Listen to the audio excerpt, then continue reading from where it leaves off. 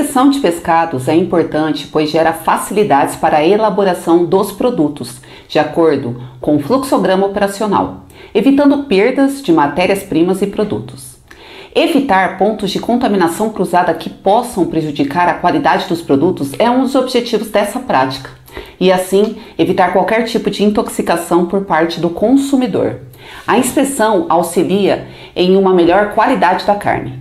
Quando se fala da inspeção, tem os itens dos controles oficiais, que são análises sensoriais, indicadores de frescor, controle de estaminas nas espécies formadoras, controle de biotoxinas e outras toxinas perigosas e controle de parasitas.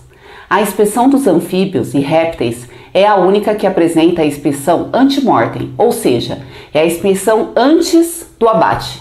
Essa inspeção serve para que o médico veterinário possa observar o animal sob todos os aspectos, e especialmente a saúde dos animais. Então fica comigo que eu vou explicar todos os controles oficiais, o processo dos moluscos e a inspeção dos anfíbios e répteis.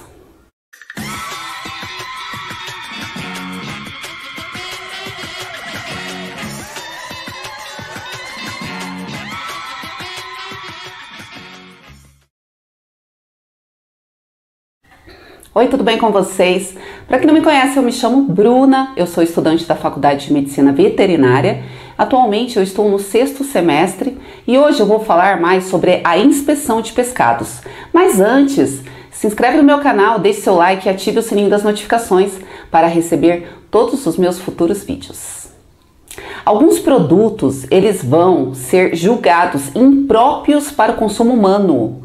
Não podem ser consumidos e comercializados, que são quando o protocolo está em mau estado de conservação, quando o produto apresenta sinais de deterioração, portadores de lesões ou doenças, infestação maciça por endoparasitas, produtos tratados por antissépticos ou conservantes proibidos e animais recolhidos já mortos. Agora voltando para o controle oficiais, no caso do controle de histamina nas espécies formadoras, a família Scombridae, constituída pelo atum, pelo bonito, a família Clupeidae, está o arenque e a sardinha, a família Engraulidae está a anchova e a família Coryphaenidae está o dourado. Existem tirinhas que são utilizadas para analisar o pH. São tirinhas que quando você coloca em contato com o ambiente que você quer analisar, ele vai apresentar uma determinada coloração e vai mostrar a concentração de substâncias que você quer avaliar. Então, existem esses kits com essas tirinhas para quantificar a concentração de histamina. Nessa ilustração mostra desde 0, 10, 25, 50, 100, 200 ppm. Pode ter no máximo 100 mg por quilo de músculo de histamina, segundo a legislação. E por amostragem, em uma amostra com 9 unidades, nenhuma com mais de 200 mg por quilo. Para essas espécies, o ponto importante para controlar a formação de histamina é a temperatura inferior a 4,4 graus Celsius. A formação da histamina vem da ação de micro-organismos que vão reduzir a histidina à histamina. E a histamina é uma substância que pode provocar uma intoxicação no consumidor. Como precisa de ação enzimática ou microbiana para que a histidina se torne histamina, a temperatura vai ser o ponto de controle. Porque em uma temperatura mais baixa, nem a enzima ela vai funcionar e nem o micro-organismo vai se proliferar adequadamente, fazendo a histidina em histamina. A temperatura ela precisa ser abaixo de 4,4 graus Celsius, de acordo com a legislação. Precisa ser inferior a 4,4 graus para a conservação das espécies dos peixes que eu falei, para que não tenha a formação da histamina. Em relação ao controle de biotoxinas entre os moluscos bivalves, principalmente, vai ser feito a partir da depuração de água potável, pois essas biotoxinas, elas provocam intoxicações. Sobre o processo de depuração, que é um processo importante na inspeção de pescados, eu fiz um vídeo, eu vou deixar o link aqui em cima, sobre os tipos de estabelecimento e o seu fluxo operacional e a depuração, que ela faz parte desse fluxo operacional. Então é interessante que você também assista esse vídeo aqui. Agora, vamos falar em relação ao controle de parasitas. Um dos processos que vai caber justamente ao quadro da inspeção vai ser essa da questão do controle de parasitas. No controle de parasitas, os parasitas estão frequentes na musculatura do pescado. Quando o parasita é zoonótico, ou seja, ele pode provocar uma parasitose em nós, humanos, o alimento ele não pode ser destinado ao consumo cru. Precisa de ser feito congelamento a menos 20 graus por 24 horas ou menos 35 graus por 15 horas. Quando tem infestação pelos endoparasitas da família Anisakidae ou Anisakidae, então o processo do congelamento ele é mais longo, menos 20 graus por 7 dias ou menos 35 graus por 15 horas. Esse processo ele vai matar o parasito. Também podem fazer outros processos que atinjam essa garantia, como o calor, a salga, entre outros. Tem então essas mesas com luzes, onde se colocam os filés para visualização mais fácil do parasito. Esse congelamento ele vai ser uma etapa fundamental. Lembrando que bactérias não são eliminadas por congelamento, mas parasitos sim. O peixe que tem parasito, se ele não tiver infestação maciça, depois desse tratamento com congelamento, não tem impedimento para ele ser consumido, até mesmo cru, porque ele não vai apresentar perigo zoonótico. Mas a grande questão fica sendo a visualização do parasito e a repugnação que o consumidor vai ter em relação a isso. Outro controle, é o pH. Assim como a histamina, existem métodos objetivos rápidos para o controle do pH. Então a legislação diz que o pH máximo que o pescado, ele pode ter, ele fala. Os peixes frescos, menos que 7, crustáceos menos que 7,85 e os moluscos menos que 6,85. Então esse precisa ser o pH máximo. O pH para o pescado, ele não vai ser um ponto protetor à deterioração do alimento. A quantidade de nitrogênio não proteico pode também ser mensurado em relação à análise da concentração do nitrogênio que é feita em laboratório para que seja avaliada o grau de deterioração. Uma vez que o ótima é reduzido a trimetilamina, em seguida a dimetilamina, a ureia, que vai ser convertida em amônia. Essas chamadas fases voláteis, elas são indicadores de deterioração do pescado. As bases voláteis totais, ou seja, o nitrogênio total proveniente das fases voláteis, precisa ser inferior a 30 mg de nitrogênio por 100 gramas de tecido muscular. Essa é uma análise química que pode ser feita. E um outro ponto de controle, só que aqui tem mais a ver com a conservação do alimento. O consumidor, ele não pagar por água ao invés de carne. É o processo chamado de glaciamento. O glaciamento é um processo que vai envolver a imersão a menos de 18 graus em água, em temperatura entre 1 a 3 graus por 5 a 10 segundos. Então o glaciamento faz uma película de gelo em torno do alimento. Olha, nesses filés é comum observar uma plaquinha branca em torno do filé. Isso aí acontece devido a esse procedimento que é feito, o glaciamento, Quando ele é aplicado, ele vai ser muito importante para a conservação da qualidade do produto. Poder congelar nessas unidades de forma separada também, mas ao mesmo tempo está colocando uma camadinha de gelo em volta. Então, não é certo que o consumidor pague por gelo ao revés da carne.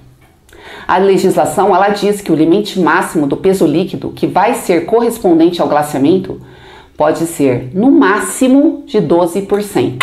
Não dá para ser 0%, porque a gente está utilizando uma técnica que está colocando uma camada de gelo, mas essa camada de gelo não pode exceder esses 12%, que já é uma porcentagem alta. Se a gente parar para pensar, 10% do que está sendo pago é gelo. Já é uma porcentagem alta, mas devido ao processo não pode ser zero, não tem como ser zero. Outro controle oficial são os critérios microbiológicos. Eles estão na Instrução Normativa 60 de 2019. Toda vez que você precisar saber sobre o parâmetro microbiológico de qualquer alimento, é na Instrução Normativa que você deve pesquisar, onde tem todos os grupos alimentares. E quando se fala do pescado, a salmonela, como gênero, precisa ser ausente em 25 gramas em todos os alimentos. Staphylococcus coagulase positivo tem a tolerância de unidades formadoras de colônia por grama de produto. Para o E. coli, para os produtos que não são consumidos crus, tem tolerância de 50 unidades formadoras por grama. Produtos consumidos crus têm tolerância somente de 10 unidades formadoras por grama. A E. coli é um grupo grande, né? Uma espécie de muitas cepas diferentes de bactérias, né? Todas elas E. coli, então tem centenas de E. coli e a maior parte não é patogênica. Há grupos patogênicos de E. coli, mas nem todos serão. Esses critérios microbiológicos vão trabalhar com vários fatores relacionados à microbiologia dos alimentos.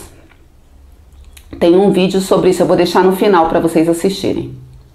Em relação aos moluscos, aqui tem o fluxograma, tem a recepção dos moluscos, né, que vai ter todos os critérios que serão observados. Índice de frescor, aqui no caso, né, você precisa ver se o molusco está vivo, se a conchinha está fechada, se a conchinha está aberta, é porque ela morreu. Então, alguns itens serão observados na recepção. Aí vai ter a classificação, limpeza e lavagem, a etapa de depuração, para que depois eles possam ser embalados e rotulados. Tanto o molusco pode ser comercializado vivo e também pode ser processado. Vai incluir o tratamento térmico, resfriamento, desconchamento. Aí ele é removido das conchas, né? Aí pode ser embalado para ser comercializado de forma resfriada ou congelada também. Outros aqui, se a empresa já produz outros derivados do pescado. Embalagem, rotulagem e aí a expedição.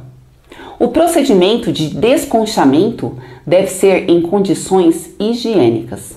Os estabelecimentos, eles precisam ser materiais laváveis, que seja resistente ao processo de desinfecção, se utiliza muito material inox, né, e caixas de PVC. As paredes são revestidas de material lavável. Quanto mais rejunte tiver entre esses revestimentos, pior é para a limpeza, porque esses locais de rejuntes, eles acumulam resíduos orgânicos e eles começam com o tempo também a acumular o crescimento de bolores. Mas enfim, a sala tem um revestimento lavável, o que está adequado para a sala, tanto o revestimento de parede como de chão.